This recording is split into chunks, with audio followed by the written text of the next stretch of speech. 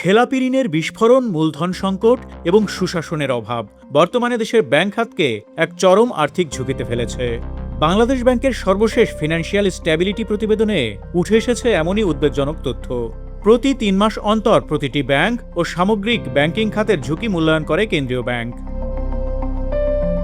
প্রতিবেদনের তথ্য বলছে ২০২৫ সালের ডিসেম্বর শেষে দেশের ৬১টি ব্যাংকের মধ্যে ১৯টির সিআরএআর ১০% নিচে নেমে গেছে, অর্থাৎ এসব ব্যাংকের মূলধন ঘাটতি রয়েছে। এছাড়া আরও ৪টি ব্যাংক ১০% বা তার বেশি সিআরএআর ধরে রাখতে পারলেও অতিরিক্ত ২.৫০% সিবিসি সংরক্ষণে ব্যর্থ হয়েছে। সবচেয়ে নাজুক অবস্থায় থাকা রাষ্ট্রায়ত্ত ৪ ব্যাংকের সম্মিলিত মূলধন ঘাটতি দাঁড়িয়েছে ৩৭,৩৬৪ কোটি ৮২ লাখ টাকা। এগুলো হলো জনতা, অগ্রণী, রূপালী ও বেসিক ব্যাংক।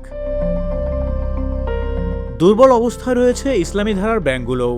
৭টি ইসলামী ব্যাংকের মোট মূলধন ঘাটতি দাঁড়িয়েছে ১,৭৪,০৮৭ কোটি টাকা।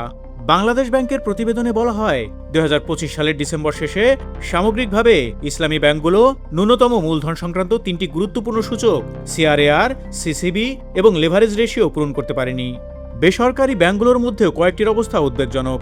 ৬টি বেসরকারি ব্যাংকের মোট মূলধন ঘাটতি ৩৩,১৩৮ কোটি টাকা। এর মধ্যে রয়েছে national bank, AB bank, Padma bank, IFIC bank, premier bank এবং বাংলাদেশ কমার্স ব্যাংক। এদিকে বাংলাদেশ কৃষি ব্যাংকের মূলধন ঘাটতি ৩০,৭৫১ কোটি টাকা এবং রাজশাহী কৃষি উন্নয়ন ব্যাংকের ঘাটতি ২,৭০৪ কোটি টাকা।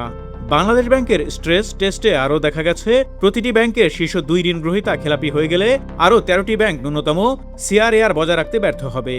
খেলাপি ঋণ ৩% বৃদ্ধি পেলে আরও ৪টি ব্যাংক, গ্রহণযোগ্য জামানতের মূল্য ৩০% কমে গেলে আরও 4টি এবং খেলাপি ঋণের শ্রেণী আরও অবনতি হলে আরও 2টি ব্যাংক মূলধন সংকটে পড়বে, যা আরও উদ্বেগের বিষয় হয়ে দাঁড়িয়েছে।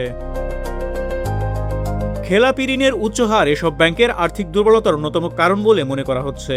ইসলামী ব্যাংক বাংলাদেশের ভারপ্রাপ্ত ব্যবস্থাপনা পরিচালক মোহাম্মদ আলতাফ হোসেন জাতীয় অর্থনীতিকে বলেন, মূলধন ঘাটতি কাটিয়ে উঠতে প্রভিশন ঘাটতি কমানোর লক্ষ্যে খেলাপি ঋণ আদায়ে সর্বোচ্চ গুরুত্ব দেওয়া হচ্ছে।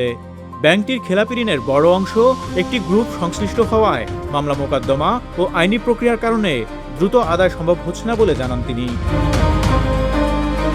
বাংলাদেশ ব্যাংকের মুখপাত্র আরিফ হোসেন খান বলেন, মূলধন ঘাটতিতে থাকা ব্যাংকগুলোর পরিস্থিতি নিয়মিত পর্যবেক্ষণ করছে কেন্দ্রীয় ব্যাংক। এসব ব্যাংকে মূলধন ঘাটতি পূরণ, প্রভিশন ঘাটতি কমানো, ঋণ আদায় জোরদার এবং নিয়ন্ত্রক সূচক উন্নয়নে ধারাবাহিক নির্দেশনা দেওয়া হচ্ছে। তিনি আরও বলেন, যেসব ব্যাংকের মূলধন ঘাটতি রয়েছে তাদের উদ্যোক্তাদের অতিরিক্ত মূলধন বিনিয়োগ করে ঘাটতি পূরণের নির্দেশ দেওয়া হবে। পাশাপাশি ব্যাংকগুলোর পক্ষ থেকে বাস্তবসম্মত বিকল্প প্রস্তাব এলে তা বিবেচনা করে প্রয়োজনীয় সিদ্ধান্ত নেবে বাংলাদেশ ব্যাংক।